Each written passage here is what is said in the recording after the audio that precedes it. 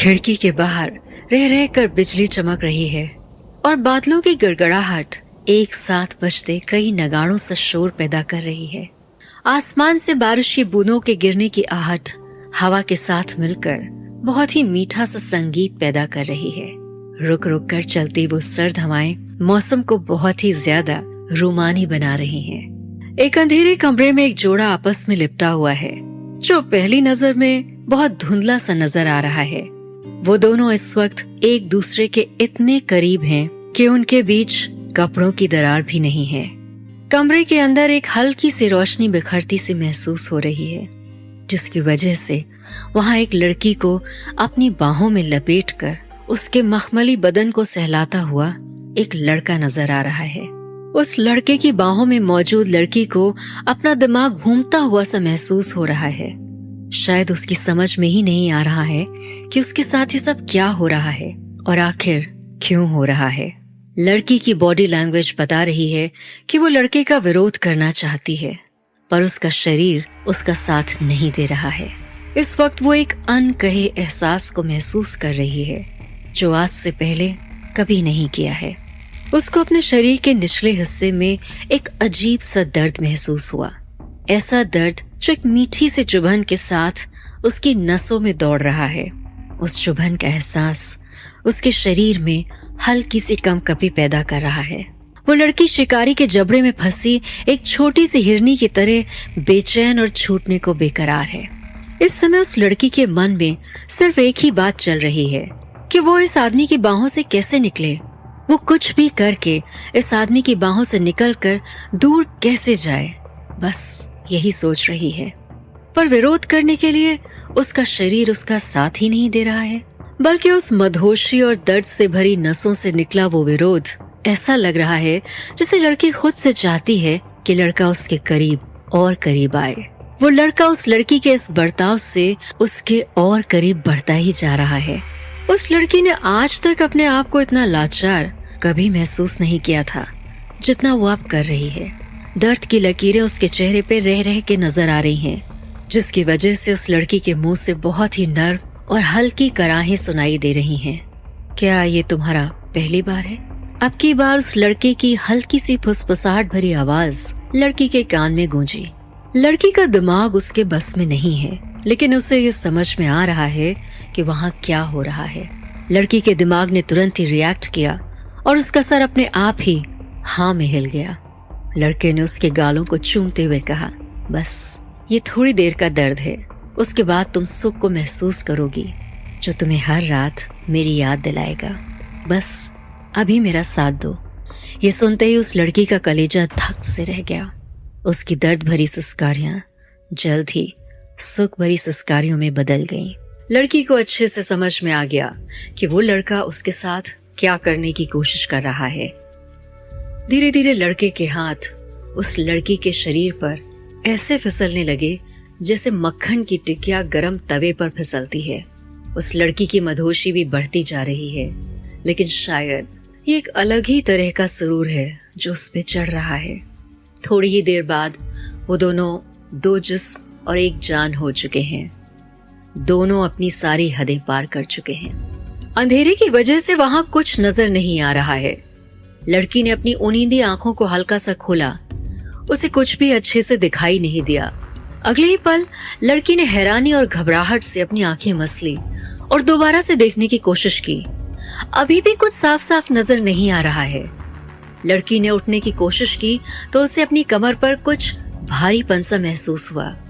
अपने हाथों को टटोलते हुए वो कमर तक पहुंची तो उसे एक हाथ अपनी कमर पर लिपटा हुआ महसूस हुआ। पलक झपकते ही रात का सारा वाकया उसकी आंखों के सामने से रील की तरह गुजर गया। ये क्या हो गया? अचानक लड़की के दिमाग से एक भयानक आवाज आई। घबराहट की वजह से उसका चेहरा सफेद पड़ गया और दिल ने एक पल के लिए धड़कने से इनकार कर दिया। इस वक्त उसे बस इतना याद आ रहा है कि पिछली रात वो अपनी बहन नेहा को लेने के लिए क्लब आई थी। वहीं पर उसे किसी ने एक ड्रिंक ऑफर किया था जो नेहा के कारण वो ठुकरा नहीं पाई। किसने ऑफर किया था वो ड्रिंक? उस बात पर तो उसका ध्यान ही नहीं गया था। ड्रिंक को पीते ही अगले ही मिनट में उसका दिमाग घूमता हुआ लगा। उसे एहसास हो गया कि उसे जानबूझकर कोई नशीली चीज पिला दी गई थी, पर अब कुछ भी करने या समझने के लिए देर हो चुकी थी। नेहा के अचानक बुलाने की वजह से वो ऐसी ही दौड़ती हुई क्लब आ गई थी। आखिर नेहा उसकी यानी कियारा गौतम की जान थी। ऐसे में घबराहट, चिंता और बेचैनी की वजह से उसका गला सूख रहा था। जब कियारा ने नेहा को सही सलामत पार्टी एंजॉय करते देखा तो उसकी अटकी सांसें सुधरनी शुरू हुई। तो किसी ने एक ग्लास उसके आगे बढ़ाया और उसने बिना कुछ सोचे समझे उसे पी लिया। एक छोटी सी गलती का नतीजा अब उसके सामने है।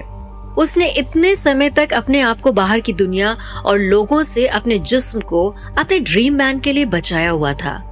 वो सारी मेहनत उसकी एक लापरवाही की वजह से मिट्टी में मिल गई। और सबसे बड़ी बात तो ये है कि उसने जिसके हाथों से अपनी वर्जिनिटी यानी कि उसका कुंवारापन खोया, वो तो उसे जानती तक नहीं, ना ही कभी उसे देखा है और ना ही कभी उससे मिली थी।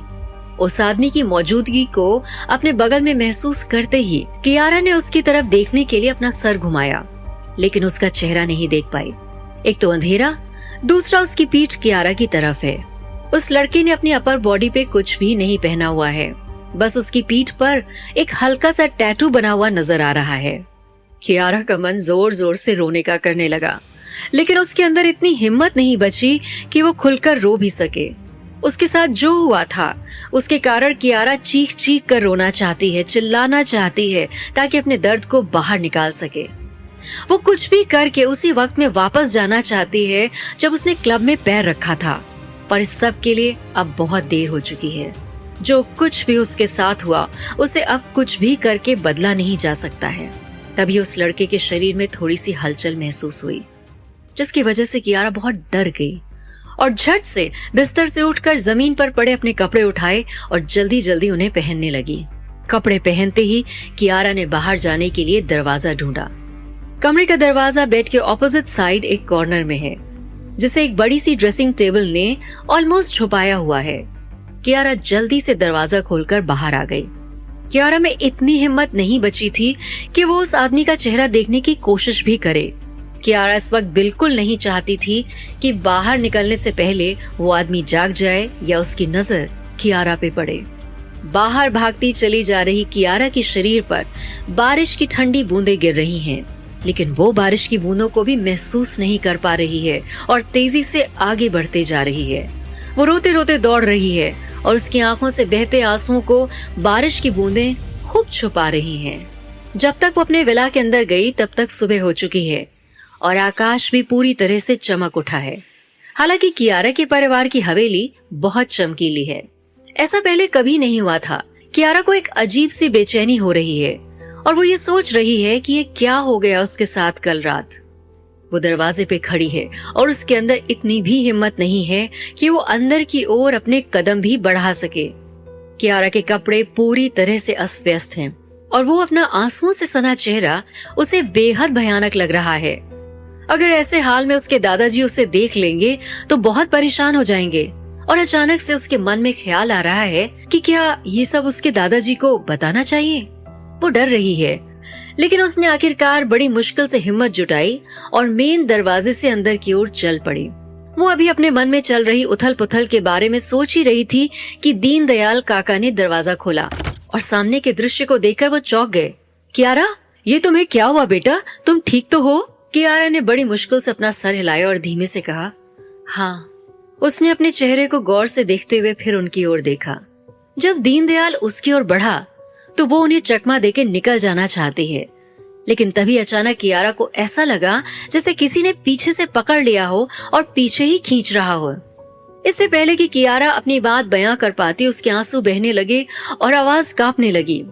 दीनदयाल कियारा को ऐसे देखकर बहुत परेशान हो गए। उसे कियारा को ऐसे देखकर बहुत बुरा लग रहा है, इसलिए बहुत ही शांत और धीमी आवाज में पूछा, कियारा क्या बात है, बताओगी?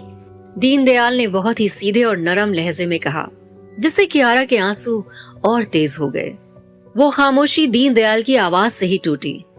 श्री अजीत कुमार जी अब इस दुनिया में नहीं रहे। इतना कहते ही मानो दीनदयाल की आवाज भी टूट गई।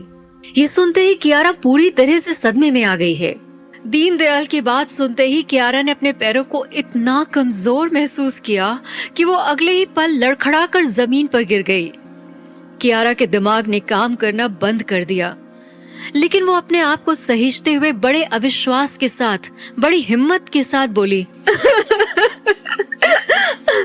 ऐसा कैसे हो सकता है? दादाजी मुझे छोड़ के कैसे जा सकते हैं? अजीत कुमार जी यानी कियारा के दादाजी की तबीयत पिछले 6 महीने से ठीक नहीं चल रही थी। कुछ दिन पहले ही उनके हार्ट की सर्जरी हुई थी और डॉक्टर ने कहा था कि कुछ समय बीतने के बाद वो ठीक हो जाएंगे, पर वो उस अवस्था को पहले ही पार कर चुके थे और पिछले कुछ दिनों से उनकी हालत में भी सुधार आ रहा था।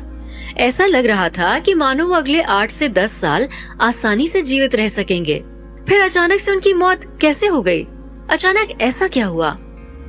दीनदयाल ने कियारा को ऐसे ढहते देखा और वो उसे ऐसे हाल में नहीं देख पाया और धीमे से उसकी पीठ थपथपाई और उदासी भरे शब्दों में कहा, कियारा, लोग मरने के बाद जीवन में वापस नहीं आते, थोड़ी हिम्मत रखो। नहीं, ऐसा नहीं हो सकता, दादाजी मुझे छोड़कर नहीं जा सकते। कहते हुए कियारा जोर से रोने लगी और उसने दीनदयाल का हाथ दूर ढकेल दिया और पूरी ताकत के साथ वो ऊपर की ओर भागी। जब वो ऊपर पहुंची तो उसने देखा कि तीसरी मंजिल पर बने गलियारे में लोगों की भीड़ लगी हुई है। भीड़ में लड़कियों ने उसे सबसे पहले देखा।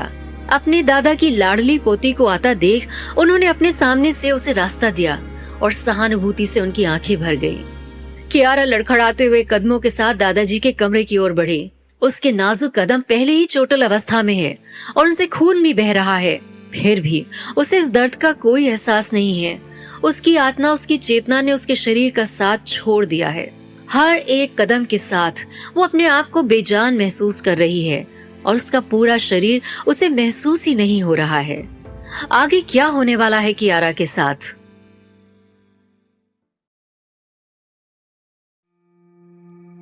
कियारा जल्दी से रोते बिलखते अपने दादाजी के कमरे में पहुंची।